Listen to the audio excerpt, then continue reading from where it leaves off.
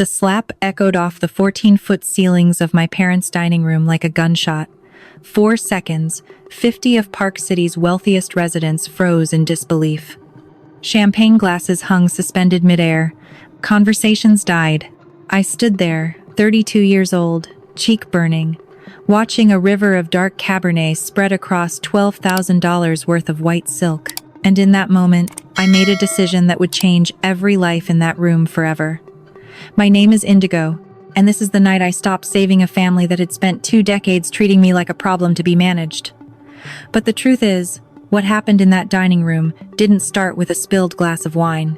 It began 20 years earlier with a 16-year-old girl standing in a cold driveway, holding a plastic grocery bag stuffed with everything she was allowed to keep.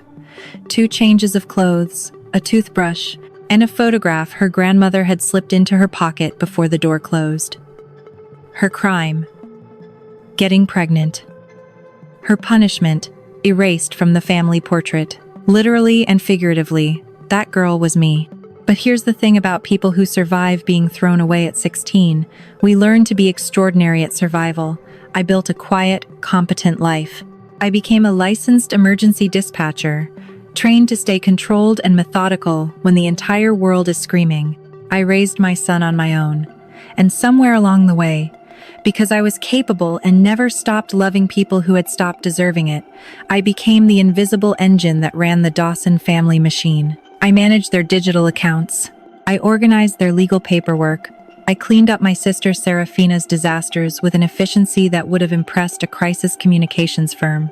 In return, I received a seat at the holiday table, provided I arrived through the side entrance and left before photographs were taken. For years, I told myself that was enough. I told myself proximity was the same as belonging. I was wrong. The night it all fell apart was Christmas Eve. The kind of Park City night where the cold has actual weight, where the air bites through your coat the second you step outside. My parents' home was the most beautiful it ever looked in December. 4 stories of limestone, lit like a movie set. Catered staff moving through the rooms with surgical precision. I was carrying a tray of wine to a group of my father's business associates when one of the guests, visibly tipsy and 3 glasses deep, stumbled sideways and caught my arm. The tray tilted. The wine went airborne, and just like that, Serafina's limited edition holiday gown absorbed the entire bottle. What happened next took less than 4 seconds before the wine even finished dripping. My sister's hand connected with my face so hard the room went quiet, not the polite, awkward quiet of social discomfort, but the stunned, held breath quiet of people witnessing something that couldn't be unseen. She didn't glance at the guest who had caused the collision. She didn't ask if I was hurt. She screamed, genuinely screamed, asking if I was blind. I looked at my mother, Eleanor. I want to be honest about what I was hoping for in that moment, not an apology, not even a defense, just acknowledgement. A single sentence that said, "I see you." Instead, she grabbed my arm and shoved me toward the foyer, her voice low and tight, telling me to apologize or get out. My father, Victor, didn't say a single word. He simply walked to the heavy oak front door, pulled it open, and held it. The message was clear.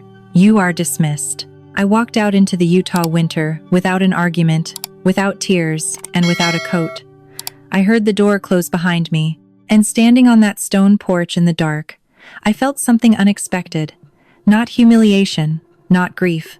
Something that felt more like the eerie calm a pilot describes right before executing an emergency landing. Complete focus, zero emotion, total clarity. They thought they were throwing out a nuisance. They had no idea they had just given me permission to stop protecting them. I drove 20 meters down the canyon before I pulled over. The rest stop was empty, except for a plow truck idling at the far end of the lot. I cut my engine, pulled my laptop from the back seat, and opened it in the dark. My cheek still burned where Serafina's hand had landed. The screen light turned the frost on my windshield a pale, cold blue. Here's something Victor never understood about handing someone all of your passwords and access credentials. You are not giving them convenience. You are giving them keys. For 5 years, he had treated me as his unpaid digital administrator, forwarding every login, every portal access, every account credential, because learning how technology worked was apparently beneath him. His master password, the one he used for everything, was still his own birthday, 1962. I typed it in. The Dawson Family Trust Management portal loaded in seconds. The trust held $3,200,000 in inheritance left directly to my son by his great-grandmother, Margaret Dawson, a woman who had been the only member of this family who ever made me feel like I belonged.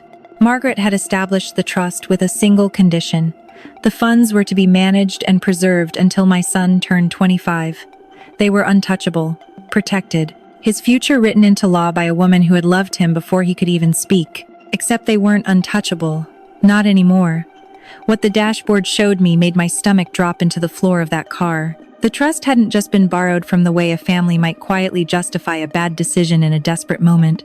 The assets had been systematically cumminged with Victor's failing commercial real estate loans over a period of more than 18 months. My son's future had been used as a silent financial cushion to keep my parents' lifestyle inflated while their actual business collapsed beneath them. I sat completely still for a long time. Then I opened my email archive and located a folder I had quietly been building for 7 months. A folder I had created, not because I planned to use it, but because I had learned early in life that documentation is the only form of security that doesn't expire. Inside were pre-drafted legal notices, correspondence logs, and a formal notice of fiduciary breach I had prepared with the guidance of a probate attorney named Mr. Whitaker, a 75-year-old man who had handled my grandmother's original estate paperwork and who had gently warned me, on the day I first showed him my concerns, to keep records of everything. 3 clicks. That was all it took. I submitted the notice of fiduciary breach to the bank's compliance department at 12:47 in the morning on Christmas Day.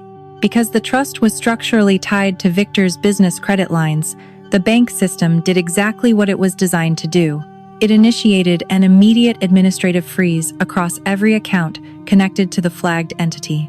By the time the sun came up over the Wasatch Mountains, every credit card in the Dawson household would be a useless piece of laminated plastic.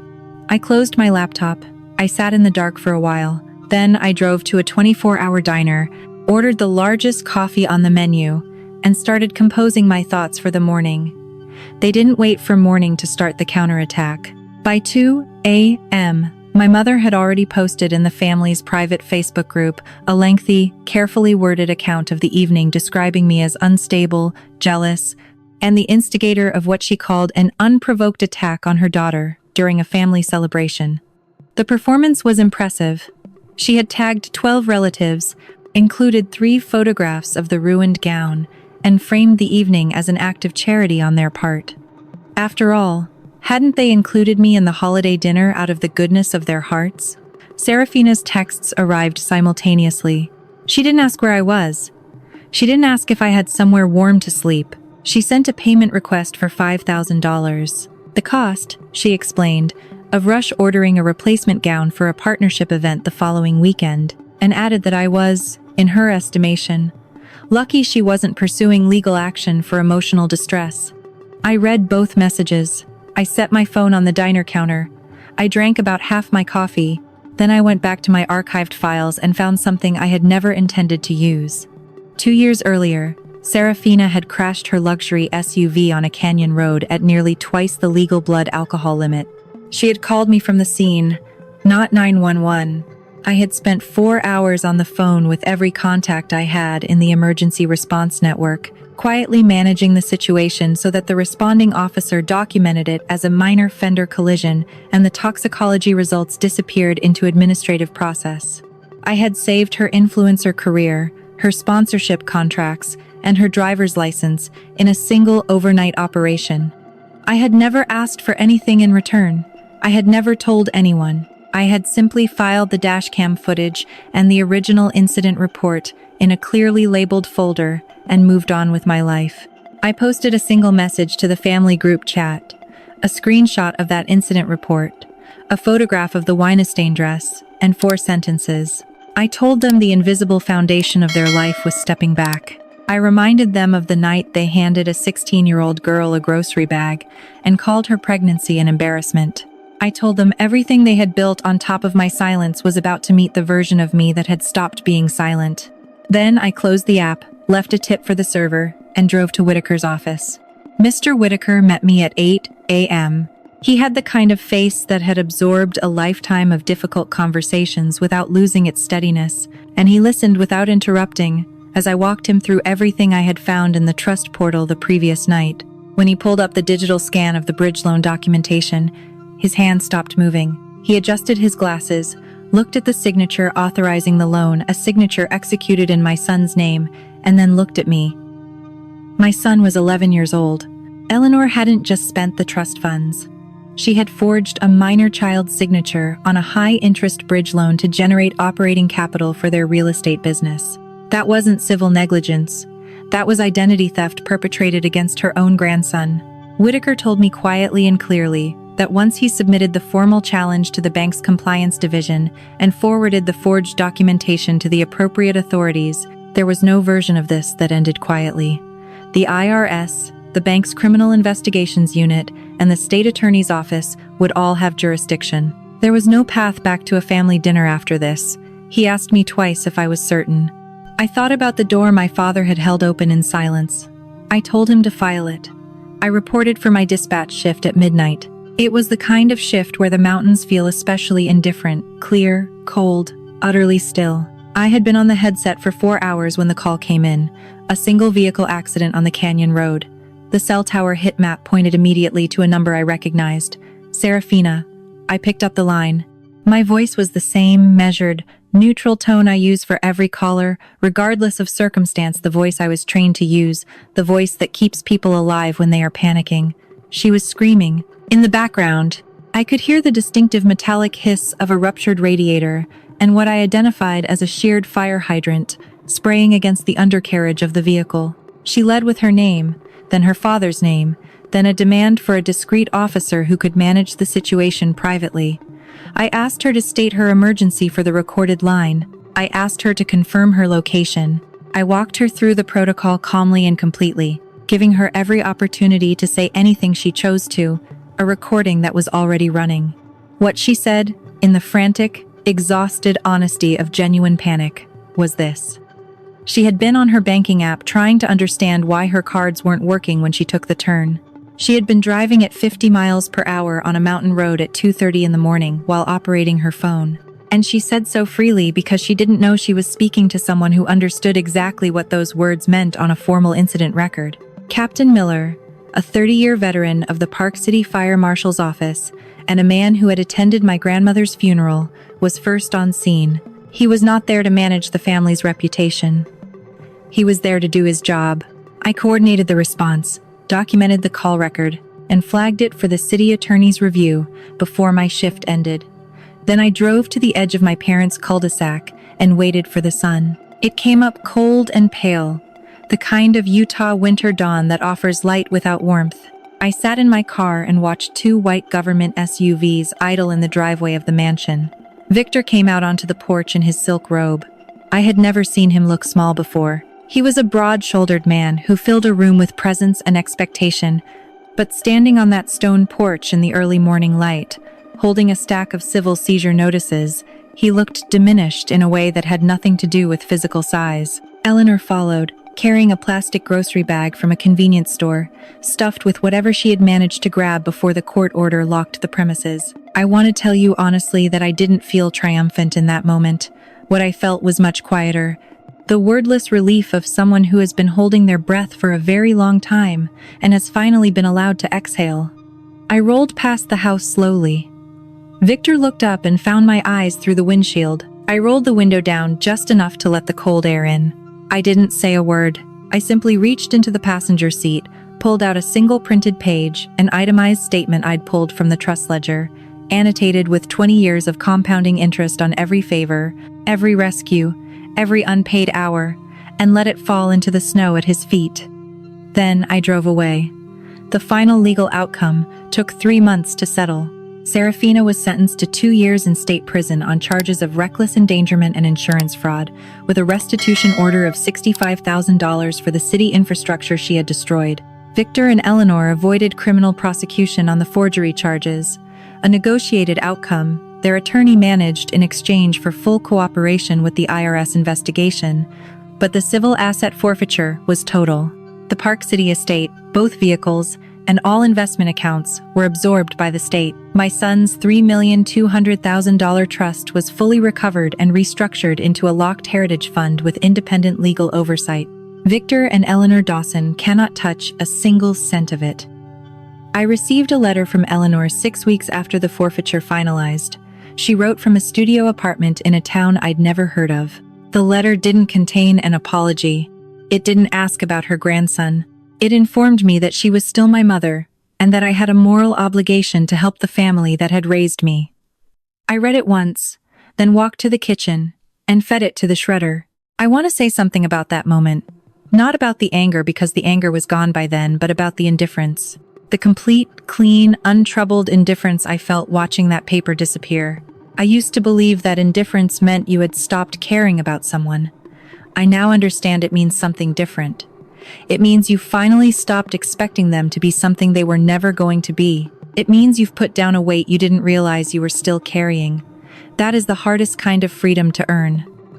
My life now is quieter than I ever imagined a life could be. I still work dispatch. I will probably always work dispatch because I genuinely believe that being the calm voice that helps someone find their way out of the worst moment of their life is one of the most honest ways to spend my time. But when I go home, I walk into a house that smells like lavender and safety and belongs entirely to me. I have friendships built on actual reciprocity rather than utility. I have a son who is growing up watching his mother choose herself, which I believe is the most important education I can give him.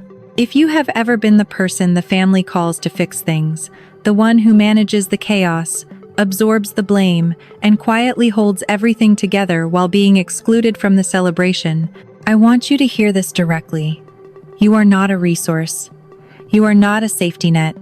You are not the family's private crisis management department, operating on a budget of emotional manipulation and guilt. Competence is not the same as consent. Being good at solving someone's problems does not obligate you to continue solving them indefinitely, especially when the problem is the way they've chosen to treat you. Loyalty is not inherited through last names. It is built through consistent behavior over time, and it flows in both directions or it isn't loyalty. It's exploitation dressed up in the language of family obligation. You are allowed to stop. You are allowed to document everything. You are allowed to let the consequences land on the people who earned them. I am Indigo. I am 32 years old. I worked every system. They handed me their accounts, their credentials, their trust, and I used every single one of them to protect my son, restore my grandmother's legacy, and finally, permanently close the door on a chapter of my life that had been trying to consume me since I was 16 years old. I did not blow up I rebuilt mine out of clarity. And for the first time in as long as I can remember, I am completely, irreversibly free.